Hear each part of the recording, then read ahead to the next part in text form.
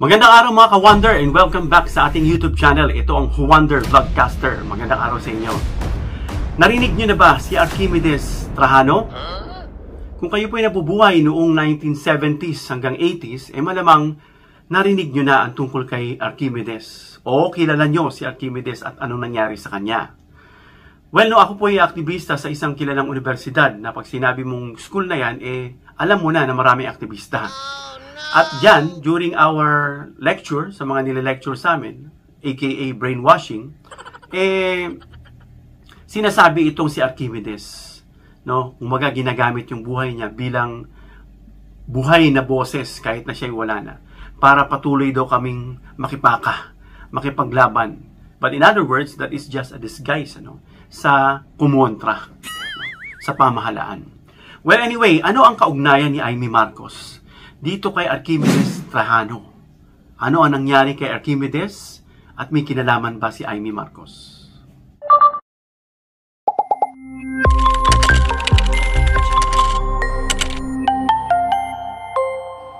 Wonder Vlogcaster.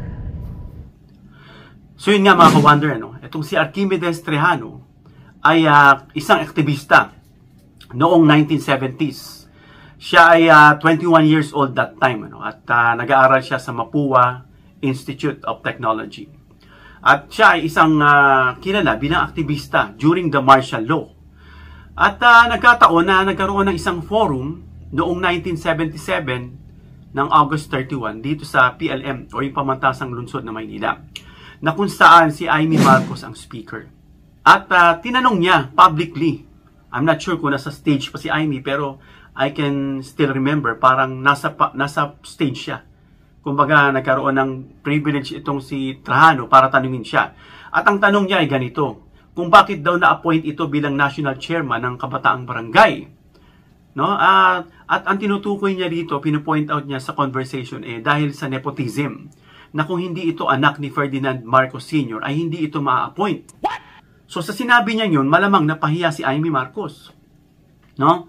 So, ayon sa mga witness, nung narinig yun, ay yung mga bodyguard ni Amy ay forcibly, ibig sabihin sapilitan na may puwersa siyang niremove sa venue. Kinuha siya, no?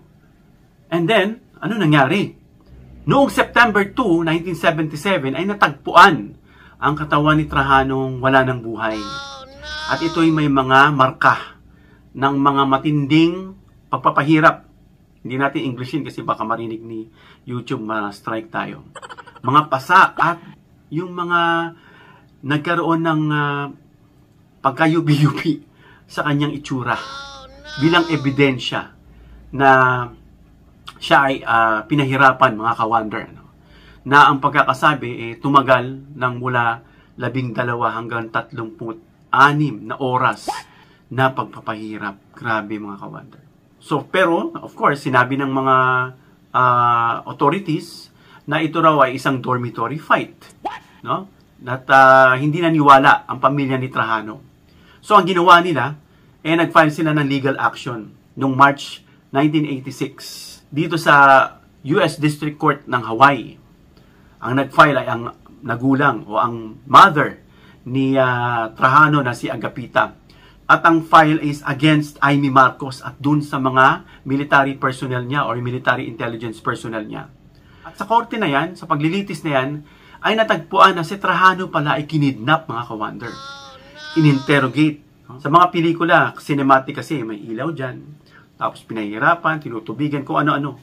Pero interrogation ngayon kasi ginaganap yan kung saan siya na-detain. O so may mga proper venue yan sa ngayon. At pinaniwalaan din na yung pagpapahirap, yung pag-interrogate at pag-dead sa kanya ay may utos or acting under the direction or influence of Amy Marcos. Yan ang ni-refer sa court, no? Yung Marcos Manotok. Noong 1991, diyan sa Hawaii, ay nag-favor o pumabor sa Trajano family at sila ay na-awardan ng 4.6 million in damages. In dollars po yun, mga ka-Wonder. So, sa madaling salita, akala nila tapos na. Pero dito sa atin, sa Pilipinas, yung legal outcome, dahil ang Trajano ay napilitan sila i-enforce Yung US judgment kasi nanalo sila sa US eh. Kaya dito naman nila sinampa sa Pilipinas. So they brought the case before the Pasig Regional Trial Court. Kaya noong 2006, dito sa Philippine Supreme Court, na-void yung kaso, yung procedural basis. Kaya po yung mga time na yan, parang na umalma. Bakit sa states, umokay, but dito hindi? So, ang sinasabi nila ay na politika, na gamitan ng impluensya. So, ang dahilan, yung pagkakaserve daw ng summons ay invalid. Dahil ang sheriff ay sinubukang iserve yung warrant via condo caretaker, not personally. Ipinaabot lang sa caretaker ng condo. So, dahil dyan, yung Trajano family ay hindi nakakolekt ng US court-ordered damages. At yun yung nangyari. Na-justify sa US, natulungan sila, but pagdating dito, wala. So, anong response dyan ni Amy Marcos? Kasi siya po yung naputukan at ngayon ay napuputukan na naman at nauungkat. Sabi niya that time, Amy Marcos has publicly stated that linking her to Trajano's death is unfair. Unfair daw, nanililink siya kay Trajano at wala raw logic, ina-argue niya. Dahil that time daw, siya ay minor pa lang at wala pa yung sinasabi nating command responsibility dahil nga minor siya over the military intelligence agents. So sa kanyang depensa dito sa US, nakipag-argue siya na yung kanya raw mga bodyguard or agents ay umakto o kumilos ayon sa kanilang authority at sa kanilang legal immunities na apply dun sa kanila daw. So according to some reports, she once said in US court, nabanggit minsan ni Amy, na oo, si Archimedes Trajano na napahirapan, na torch at na deads. Pero it's none of your business, sinabi. Napakamalita ng sagot, mga ka-wonder. Biro nyo, na-kidnap, na-interrogate, napahirapan, na-torch, at na-deads. At sasagot niya lang, it's none of your business. Oh, no! Abusado, mga ka-wonder. No wonder na nagawa niya ito sa kapatid niya na siraan sa harap ng bilyong tao. Kasi this is worldwide. Everybody was on internet. Perhaps they have already watched yung kanyang rally doon sa ibang bansa. So anong historical significance nito at legacy, mga ka-wonder? Na yung Trajano case during the martial law, actually violation of rights that time, na parang ang simpleng pagtanong ng isang estudyante ay nauwi sa kanyang trahedya. No? Yan pong relevance niyan, mga ka-wonder. At ang US court decision nga sa Trajano versus Marcos ay isang legal significant, na china-challenge nito yung kamalayan ng Act of State Immunity for Human Rights. Yun, alam nyo na, baka mabawalan tayo ni YouTube. And allowed foreign human rights litigation. So, anong connection nito kay Amy? Yun po ang storya na dahil sa ingay at ginawa nitong si Amy na galit nga sa kanya ang taong bayan. Kumbaga, yung mga taong bayan, ano kaya ibabato natin dito kay Amy? At binuksan yung Pandora's box at na-release yung kanyang mga nakaraan. Ang dami.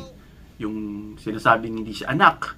Kamukha niya itong si Lacson na talagang pag ginanon mo kamukha, may picture niya ako dito na luma na, pero pag tinignan mo, grabe talaga, mga kawan. Hindi ko alam kung edited. Dito sa picture na to. So, sinasabi nga na baka iba talaga ang kanyang ama. Pero we're not sure because it's still, until now, an urban legend. Unless there was a DNA test patunay kung siya nga talaga ay hindi anak. Although, dun sa States, nagbayad siya. Pero alam natin na yung kaparusahan ng pagbawi ng buhay ng isang tao ay walang kapalit, walang katumbas. Dahil sinasabi yan sa Biblia na huwag kang papatay. Bawal na bawal yan. At dahil sa kanya na pinaniniwalang under her direction, sinunod siya. Yun po ang pagkakasabi rito sa ating research. Well, anyway, yan po. At marami pa siguro dyan na pasabog ang taong bayan para dito kay Amy Marcos dahil sa ginawa niya sa kanyang kapatid na si PBBM na pinabulaanan nga ng kanilang pinakayayo na nag-alaga sa kanila way back no nasa States sila hanggang dito sa Pilipinas na lehitimong nagbigay ng patotoo na hindi totoo ang sinasabi ni Amy Marcos na baka kumain ito ng shrimp at na medyo na baliw dahil kung ano-anong pinagsasabing bintang kay BBM na hindi naman totoo. So comment down below mga ka-wonder kung ano yung inyong kaalaman patungkol dito kay Archimedes. At hanggang dito lang tayo mga ka-wonder. If you like this video, give me a thumbs up para i-share ni YouTube sa iba pang viewers. And of course, please share this video para malaman nila yung tungkol sa kaugnayan ni Amy Marcos kay Archimedes. And of course, don't forget to subscribe, hit the notification bell icon, and choose all bilang suporta sa aming mga content creators. Hanggang sa muli mga ka-wonder, God bless.